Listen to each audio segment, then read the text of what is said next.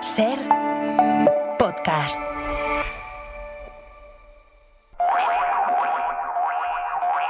A punto de llegar a las 9:30, a las 8:30 en Canarias, y ya están por aquí Esther Palomera, buenas noches. Muy buenas noches, Isa. Y Lucía Méndez, ¿cómo estás? Hola, buenas noches. Mesa del análisis expreso hoy. Vamos a empezar con las dos palabras del día. Mayoría nacional es la receta para llegar a la Moncloa que le endosa el expresidente del gobierno, José María Aznar, al líder del PP, a Feijóo, que estaba en plena estrategia de acercamiento a Junts, eso de pasar página del procés que dijo en Barcelona. También aquí, en Hora 25, Miguel Tellado nos dijo que la España del 2026 no es la misma que la del 2017, que la amenaza ya no es el secesionismo. Bueno, con estos antecedentes, hoy llega Aznar, marca así de bien el perímetro de lo que según él es Junts. Hay quien apoya proposiciones pidiendo la dimisión del presidente del gobierno, no para convocar elecciones, sino para que el PSOE lo sustituya por otro que cumpla. Pues que cumpla lo acordado con ellos, es decir, otorgar la plurinacionalidad y ampliar la amnistía, por ejemplo.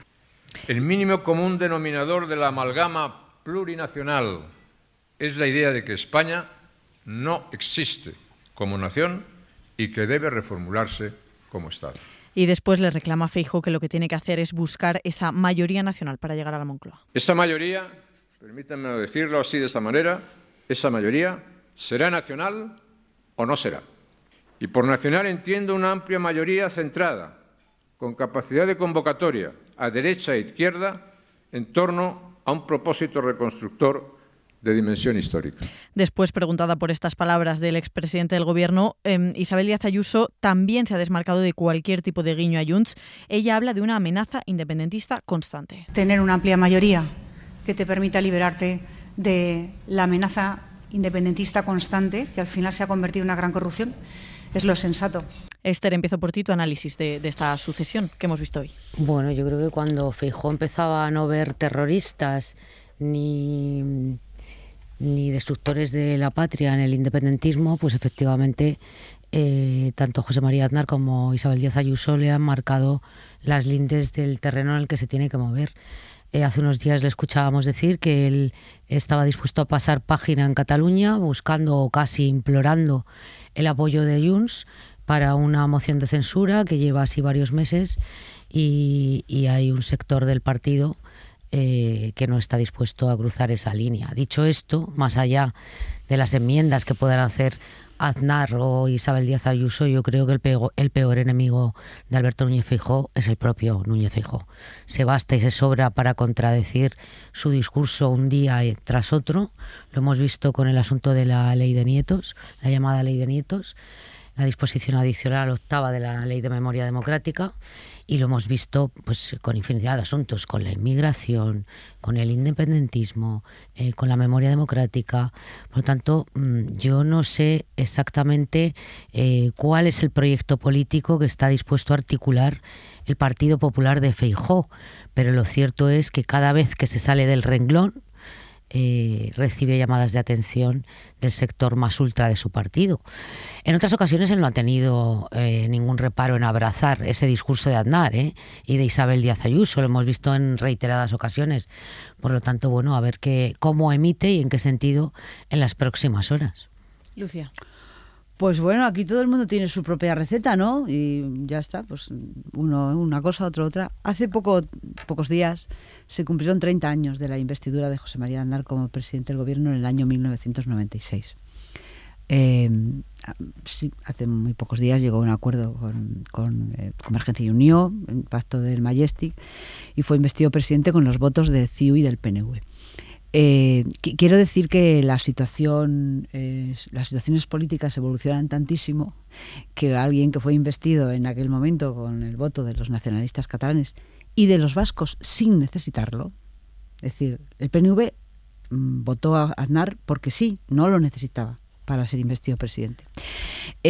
O sea que, bueno, que realmente pues las cosas han cambiado mucho. En aquel momento Aznar efectivamente consiguió unir en torno al Partido Popular a toda la centro derecha español, desde la derecha fraguista, digamos, hasta los de la UCD, democristianos, incluso socialcristianos. Bueno, en ese momento él lo consiguió. ya a partir de cierto año el Partido Popular tuvo que, digamos, conformarse con ser el partido mayoritario. Le salió Ciudadanos y ahora le sale Vox.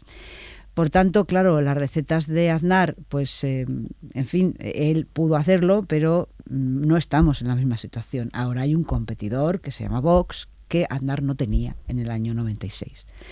Y también, evidentemente, él ha ido evolucionando, porque mientras que en el año 96, pues digamos que él representó un proyecto como más centrista, pues ahora representa, digamos, otra cosa dentro del Partido Popular. Básicamente del Partido Popular madrileño, hay que decir, ¿eh? Es decir, hay mucha diferencia entre el Partido Popular madrileño y el resto del Partido Popular, ¿no? Independientemente de quién lo lidere en cada comunidad, el resto del Partido Popular tiene otro lenguaje, tiene otra retórica, tiene otro estilo, tiene otras propuestas. Y bueno, yo es que tampoco, yo creo que Aznar no significa tanto como lo que algunas personas creen que significa, que es mi opinión, mi valoración. Creo que Aznar es un hombre que está en la historia, pero yo no creo que ahora mismo Aznar represente en el Partido Popular una voz que tengas que seguir obligatoriamente sí, o si no te ardas en las calderas del infierno. Yo creo que Núñez Feijóo pues no tiene por qué seguir a Aznar ni siquiera. Tampoco. No, claro, por supuesto que no. No, por supuesto que no. Yo, fíjate, no tiene por qué, discrepo, no tiene por qué. Otra cosa es que él quiera o lo haga, pero no tiene por qué. Yo discrepo ahí contigo. Creo que lo que representa todavía Aznar dentro de un sector del Partido Popular es mucho más de lo que algunos dicen que representa Felipe González en el Partido Socialista. Es verdad que sí. Felipe González ni para la militancia ni para la dirigencia representa o es una voz a la que se escuche con atención desde hace muchos años, para frustración de él, pero José María Aznar sí que marca doctrina en un sector bastante considerable del Partido Popular. Pero fíjate que tú decías, bueno, es que Aznar en el año 96 pues fue capaz de aglutinar bajo el paraguas o las siglas del Partido Popular desde el centro derecha a la extrema derecha. Hoy la situación ha cambiado. Pero de sus palabras se subyace algo más. Él está hablando de una mayoría nacional que incluye o que va desde el centro izquierda hasta la extrema derecha. Quiero decir que él está interpelando, desde mi punto de vista, está interpelando también a ese socialismo caoba que piensa que Pedro Sánchez es el enemigo de España, que va a destruir la patria y que tendría que haberse ido hace mucho tiempo. Creo que está apelando a esa parte de la dirigencia socialista que está todo el día protestando, bueno, más que de la dirigencia, de las referencias socialistas históricas, ¿no? Y creo que es más ambiciosa el planteamiento que ha hecho hoy José María Aznar, que en esa parte sí coincide con algunas apelaciones que ha hecho Alberto Núñez Feijóo en los últimos tiempos, ¿no? Invitando a los socialistas, por ejemplo, castellano-manchegos, pues a desmarcarse de la disciplina de voto en el Congreso o interpelar a una parte del grupo parlamentario para que vote o apoye una moción de censura. Quiero decir, creo que el planteamiento de hoy de Aznar es mucho más ambicioso en lo que respecta al espectro ideológico, y luego, por otra parte, también es muy cansino. Quiero decir, esto de la destrucción de la nación se lo llevamos escuchando a José María Aznar y al Partido Popular, y especialmente a Jaime Mayor Oreja, desde que éramos pequeñitas, y ya tenemos unos cuantos años. Jaime Mayor Oreja fue el que firmó el pacto con el PNV en ha aquel dicho, momento. Quiero decir una cosa sobre esto de Aznar. No es la primera vez que Aznar apela. Yo estaba en Zaragoza, en la Plaza de Toros, cuando en el 1996 se presentó Ricardo García Morenea en un mitin del Partido Popular. Quiero decir que esto es algo que Ricardo García Morenea, que era evidentemente del PSOE, pero ya no era del PSOE. Es decir, había abandonado, digamos, la disciplina. Es verdad que tienen costumbre de apelar a esa gente, pero yo de verdad creo que eso no es verosímil. Quiero decir, es una apelación, a mi juicio, gratuita, retórica, y que yo creo que no tiene nada de real. Ninguna persona del Partido Socialista, digamos, va a hacer campaña. como hizo Damborenea. Yo eso no lo veo, la verdad. Es decir, creo que está bien tirado en el sentido de que lo que le está haciendo, lo que le está poniendo a Aznar a Feijóo son deberes. Es que no está solamente hablando de una mayoría electoral, Lucía. Yo creo que está circunvalando ese rum que se oye por el subsuelo madrileño, que en el caso de que el Partido Popular no obtuviera mayoría absoluta, que no parece que va a tener mayoría absoluta, y para no tener que recurrir al apoyo de Vox, que sea el Partido Popular, el Partido Socialista nuevamente, quien se abra en canal, pues tampoco lo quien veo, viva Vamos a escuchar una justo... división interna traumática y se abstenga ante una investidura. Tampoco lo veo, Bueno, bien, no sé si lo ves, pero ¿qué es lo que se está moviendo? Vamos a escuchar lo que ha dicho hoy precisamente Emiliano García Paje en una entrevista en el periódico, que Pedro Sánchez es un lastre. A ver si lo podemos escuchar. García Paje, no podemos escucharlo, pero bueno, ha dicho eso el presidente de Castilla-La Mancha, Emiliano García Paje, que es un lastre, Pedro Sánchez, y que son un lastre. A ver, creo que ya podemos escucharlo, venga. Entiendo perfectamente que al Gobierno de España y al propio presidente le cueste asumir ser un lastre y que lo nieguen. Entiendo perfectamente que él piense que no son un lastre, sino que son un factor a favor y que suman. Es normal que lo haga, ¿no? Es que asumir esa condición de lastre, pues obviamente es muy duro, ¿no? Y lo entiendo perfectamente y puede ser que además lo piense sinceramente, ¿no? Yo pienso, sin embargo, que hoy por hoy el mayor problema que tienen los candidatos a los ayuntamientos es la gestión nacional. Esther. Bueno, yo no creo que el lastre de los alcaldes sea la gestión nacional, sinceramente. ¿En qué están en desacuerdo los alcaldes? ¿O cuál es el desgaste que pueden acumular los alcaldes? El reparto de fondos europeos, la subida del salario mínimo, la marcha de la economía. Creo que Emiliano García Paje, a veces, y mira que es un socialista que suele, de la misma manera que le va la crítica ante los micrófonos, luego la hace en los órganos internos del partido, pero es verdad que la modula. Porque, por ejemplo, el sábado pasado entró por las puertas de la calle Ferraz diciendo que quería pruebas y contundencia de que el Partido Socialista nos había financiado de forma ilegal, y luego le escuchamos decir que estaba convencido de que el Partido Socialista no se había financiado de forma irregular. Por lo tanto, cuando tiene un micrófono delante, yo creo que se viene un poco encima. Y a mí me parece injusto que diga eso. Y no coincide con el análisis que hacen otros dirigentes del Partido Socialista, que sostienen que la diferencia entre que las elecciones generales sean antes o después de las municipales y autonómicas, en realidad no va a variar mucho la intención de voto. Entre otras cosas porque es un discurso contradictorio con el que históricamente ha hecho el Partido Socialista, que es el que el elector es plenamente consciente de la elección o de la urna que tiene delante. Si tiene que votar un presidente autonómico, y que distingue claramente entre las elecciones municipales y autonómicas y unas generales. Por lo tanto, bueno, yo creo que es un suma y sigue de la escalada verbal crítica contra el gobierno y contra Pedro Sánchez de Emiliano García Paje. Yo coincido en que realmente tal y como parece que va a llegar el PSOE a cuando sean las elecciones, da un poco lo mismo que sean antes o después, porque realmente el escenario electoral de elecciones generales es malo. Según los sondeos es malo. Si después de esas elecciones, hipotéticamente en marzo, los candidatos van a las urnas en mayo, pues irán, digamos, con el baldón de un mal resultado teórico. O sea que no será una solución que sean antes, ¿no? O no la solución que ellos pretenden, ¿no? Y si es al contrario, pues igual. Es decir, las elecciones están demasiado cerca unas de otras como para no verse influidas una cada. Pero es que además...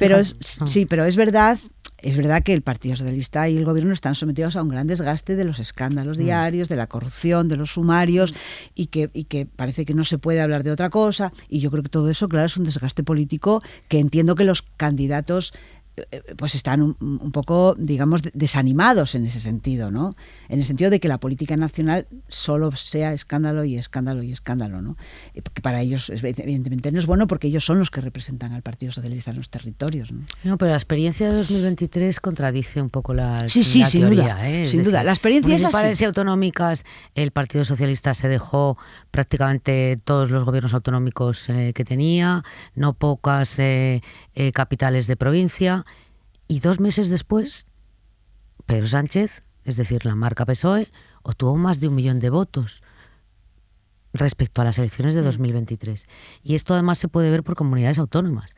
Yo no sé cuál es la situación en términos de valoración o de reconocimiento que tiene en el electorado de la izquierda Pedro Sánchez, pero desde luego los cualitativos que se han manejado hasta ahora o que ha manejado el Partido Socialista siempre han situado a Pedro Sánchez por encima de la marca y por encima de muchos de los candidatos a comunidades autónomas. Sobre las futuras elecciones y la campaña que nos espera, hoy Ayuso también ha echado por tierra de alguna manera los esfuerzos de la dirección de su partido por tratar de aparentar que ellos en ningún momento han agitado el fantasma del pucherazo electoral al sembrar dudas sobre las nacionalizaciones de hijos y nietos de exiliados españoles a través de la Ley de Memoria Democrática. En esto está el PP, pese a que han acusado a Sánchez de fabricar votantes porque está desesperado, esto estaban diciendo, y que no le basta con los votantes que hay ahora mismo para seguir en la Moncloa. Bueno, pues haber dicho esto, ahora en el PP tratan de proyectar que ellos ciñen sus sospechas a una cuestión formal, que lo que piden es transparencia de cómo se gestionan estas solicitudes, pero que ellos no hablan de fraude. Lo ha dicho así Esther Muñoz, portavoz del PP en el Congreso. El Partido Popular siempre ha defendido que todos aquellos españoles que tuvieron que abandonar España por cuestiones de exilio, sus descendientes puedan recuperar la nacionalidad española. Y dicen, no, es que es sospechar del sistema. No, si es que aquí nosotros nunca hemos hablado de fraude, nunca hemos hablado de que esto vaya a ser, nunca hemos hablado de eso. Eso lo dicen otros que lo decimos, pero nunca lo hemos dicho. Pero claro, esta tarde sale Ayuso a decir que nada de lo que hace Sánchez es altruista, que está buscando poner y quitar votos, y desliza que el gobierno quiere nacionalizar, en concreto, socialistas. ¿Quién regulariza y nacionaliza masivamente? ¿Un gobierno mafioso? Van a favorecer el voto cera, eso nos lo tememos también, allá donde el recuerdo de voto les sea favorable. Y por eso ya están allí de campaña. Y quizá por eso, no lo sabemos, ahí lo dejamos como una duda, también el personal asignado a según qué embajadas y consulados se ha duplicado en muy poco tiempo. Es decir, ¿están intentando nacionalizar socialistas? Ha pedido también observadores para procesos que inquietan. Seguiremos pidiendo transparencia, rigor, iremos a las instancias que haga falta, ante la Unión Europea, ante el tribunal que sea, y también pedir observadores. Observadores ya, no el día de las elecciones, ya. Porque es ahora cuando este proceso a nosotros nos parece que inquieta. Hemos preguntado si esos observadores los quiere Ayuso para aquí, para España, para el día de las elecciones, si quiere que vengan aquí observadores cuando se celebren las generales. No hemos obtenido respuesta, Esther. Es que yo creo que es un disparate tras otro, ¿no? Cada día eleva la apuesta, redobla la apuesta. Pero lo cierto es que no es muy distinto lo que hoy ha dicho Isabel Díaz Ayuso con lo que dijo ayer y en estos últimos días Alberto Núñez Feijóo. Lo que pasa que al final la hemeroteca y la memoria le ha puesto frente al espejo de sus propias contradicciones. Es decir, no han hablado de fraude. Yo creo que Ayuso sí ha hablado de fraude, pero Alberto Núñez Feijóo ha hablado de fábrica de electores, ha hablado de ingeniería electoral. Bueno, yo creo que lo que está siguiendo es el manual de la ultraderecha global, que empezó con el trumpismo, sembrando dudas sobre los resultados electorales, sobre eso o sobre el sistema electoral, que hay experiencias de sobra ensayadas en todo el planeta, en Perú, en Brasil, en Hungría, y que es un manual que despliegan para intentar movilizar su voto y en el caso de obtener un resultado adverso, pues deslegitimar los resultados del contrario. Claro, el problema es que esto tiene consecuencias, como hemos visto en el resto del mundo. En Estados Unidos se asaltó el Capitolio. En Perú se asaltaron las instituciones democráticas. En Brasil exactamente lo mismo. Yo no sé qué pretende Alberto Núñez Feijóo, no sé qué pretende Ayuso, y lo que me pregunto es si fallan ellos o falla el sistema que debe de controlar o de filtrar las torpezas que cometen, o si por el contrario están convencidos, absolutamente convencidos de lo que dicen. Pero cuestionar el sistema electoral es cuestionar la esencia de nuestra democracia. luego que no pidan respeto para las instituciones, que no hablen de deslegitimación de las instituciones cuando se refieren al Partido Socialista y al Gobierno. Sinceramente yo creo que están tremendamente nerviosos porque este desgaste que acumula el Gobierno con esta sucesión de noticias que decía Lucía de casos de corrupción no está revirtiendo en apoyo electoral al Partido Popular. Es Vox quien está sacando rédito político y electoral de esto, y esta frustración al final se ve o tiene traducción en un discurso político completamente disparatado. Bueno, no parece que haya que ser un analista finísimo para ver que el PP y el Vox están en una dinámica de tierra quemada. No, de competición entre ellos. Sí, eso es, de competición. Es decir, es evidente que lo están, particularmente el Partido Popular en competición con Vox. Es bastante cierto que los sondeos de intención de voto que reflejan un desgaste del Partido Socialista y una inexistencia de partidos de su izquierda, que es lo más peliagudo en este momento, no refleja un crecimiento del Partido Popular desde el año 23, eso está claro, y que este ambiente político a quien favorece es al partido antisistema, y el Partido Popular es un partido sistémico, un partido de sistema, un partido de Estado, un partido de gobierno, que ha gobernado, que ha gestionado este país, la mitad prácticamente del periodo democrático, y que por tanto es responsable, digamos, de las normas electorales que tenemos. Responsable igual que el PSOE. Los dos partidos, que hay unas normas electorales que no han querido cambiar desde las primeras elecciones democráticas, con lo cual ellos son los responsables de cómo funciona el voto, de cómo funciona el voto del correo, votaron a favor de la ley de la ley de nietos esta, es decir, que se han metido en un lío, y que quieren salir de ese lío, y que lo mejor es que pase el tiempo y la gente se olvide de las cosas que han dicho, porque hoy ya, al ver la hemeroteca tan obvia de Feijóo, hasta ellos han tenido que reconocer que, bueno, vale, que vamos a aceptarlo, que solamente cuestionamos un poquito el reglamento, bien. Bueno, yo creo que ellos mismos han visto que se han metido en un lío. A ver, me refiero a la Dirección Nacional, porque Isabel Díaz Ayuso jamás va a reconocer que se ha metido en un lío. Ella... en fin, ella es así. Es decir, no, tampoco nos vamos a sorprender ya a estas alturas, ¿no?, de las cosas que dice, ¿no? En fin, pedir observadores como si esto fuera una democracia bananera, pues yo, en fin, ella ya lo hizo en unas elecciones que dijo que no dejaban llegar los trenes. Yo no me acuerdo, en Valencia, no sé si os acordáis, las generales. Bueno, ¿y luego qué pasó? El lunes se les olvidó esto. El lunes ganaron las elecciones generales y se les olvidó esto. Bueno, pues yo creo que esto es lo que, digamos, que esa angustia que tienen, porque efectivamente van a tener que esperar unos meses para votar, pero no son tantos, que deberían tener un poco de calma, no pasa nada. Pasarán los meses, llegará la votación y que gane quien gane, ¿no? Lo que ocurre, Lucía, que a mí me parece que banalizar esto no nos lleva a nada bueno. Quiero decir, una cosa es que hayamos perdido la capacidad de sorprendernos con Isabel Díaz Ayuso, porque cada día se supera, y otra es que normalicemos este tipo de declaraciones en política y en una democracia. A mí me parece que la normalización del ayusismo en este país va a tener consecuencias. De hecho, tiene consecuencias graves ya en la ciudadanía, en la convivencia y en la política, sin ninguna duda. Yo me pregunto qué sería de Isabel Díaz Ayuso o qué será de ella el día que Pedro Sánchez no esté en la Moncloa. Sí. Una y otra vez. Un personaje político que ha construido su figura a base de la confrontación con el presidente del gobierno, que es un señor que no gobierna Madrid, que es su competencia, la de Isabel Díaz Ayuso, y que sin él no es nada. Pero claro, todas esta concatenación de cuestionamientos de las instituciones, de las leyes, de la democracia misma, porque es que a Isabel Díaz Ayuso le hemos escuchado decir que vivimos en una dictadura. Sí. Entonces, bueno, vale, venga, sí, no se lo tengamos en cuenta, no. Esto tiene consecuencias en una democracia, esto tiene un objetivo y esto tiene mucho peligro para la convivencia ciudadana. Entonces, esto de, venga, vamos a reír la siguiente gracia del día. No, a reírle la gracia no. Bueno, pues no, la gracia no hay que reír. Bueno, pues no normalicemos, hay que explicar, porque a mí me parece que estamos hablando de asuntos muy serios, claro, y de cuestiones muy nucleares para la democracia española. Y por lo tanto yo creo que esto no nos sorprende. Bueno, pues no nos sorprende efectivamente, pero no lo normalicemos.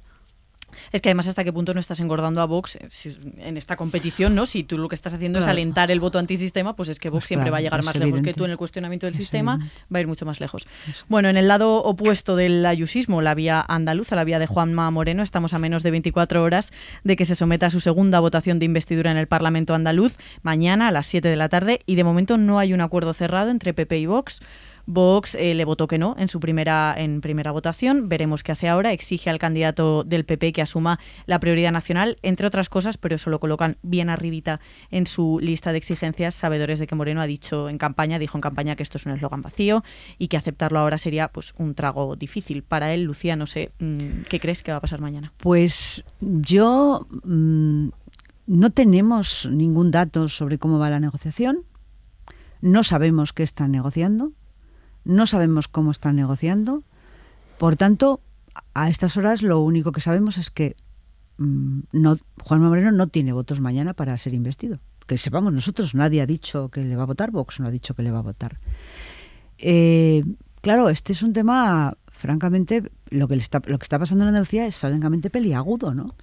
Porque da la sensación de que Juanma Moreno está echándole un pulso a Vox porque no quiere asumir el tema de la prioridad nacional y quizá tampoco quiere asumir que entren en el gobierno. Sí. Pero sobre todo yo creo que para él, simbólicamente, en el terreno de lo simbólico, él hizo campaña en contra del tema de la prioridad nacional. Por tanto, para él, tragarse esas palabras es un tema delicado porque es como ir contra todos los principios que él ha defendido desde un liderazgo distinto, evidentemente, al de Isabel Díaz Ayuso. Con lo cual, yo no sé cómo va a resolver esto Juanma Moreno. Va a necesitar inteligencia porque, claro, yo no creo que Vox le vaya a permitir poner un seudónimo o no poner prioridad nacional o incluso no entrar en el gobierno. Y aunque solo son 2 votos... Claro, depende de ellos. Entonces yo no sé, yo creo que a lo mejor Juan Moreno está pensando que igual Vox cede. Y claro, yo no sé si eso es muy realista, pensar que va a ceder, en su discurso del otro día dijo hasta la fecha, ¿no?, de la repetición electoral a modo de presión. Claro, por eso digo, entonces, pero claro, no sabemos tampoco cómo es la negociación porque es súper opaca, la negociación más opaca que hemos visto en los últimos meses, sin lugar a dudas. Entonces no sabemos. A ver, Juanma Moreno dijo que no quería lío en Andalucía y que no quería prioridad nacional porque era además de un eslogan electoral que era plenamente inconstitucional. Va en contra del Estatuto de Autonomía y en contra de la Constitución. El lío lo tiene, porque en las últimas horas Vox ha hecho saber que quiere entrar dentro del gobierno. Por lo tanto, el lío lo tiene. A mí me parece que el coste político de que Juanma Moreno ceda y acepte tener consejeros de Vox va a ser mucho mayor que el que haya podido suponer para cualquiera de sus compañeros de Extremadura, Aragón y Castilla y León.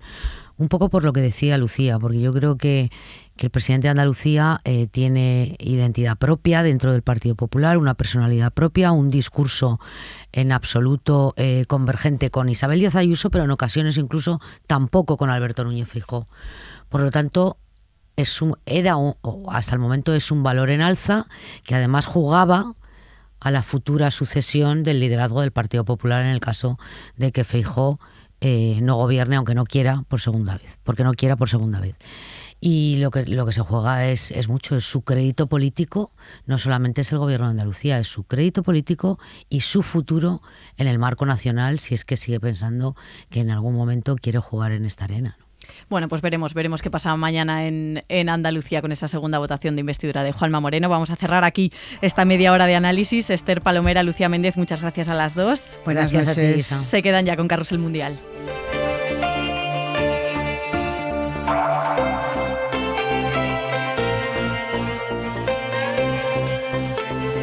Hora 25 con Isabel Villar.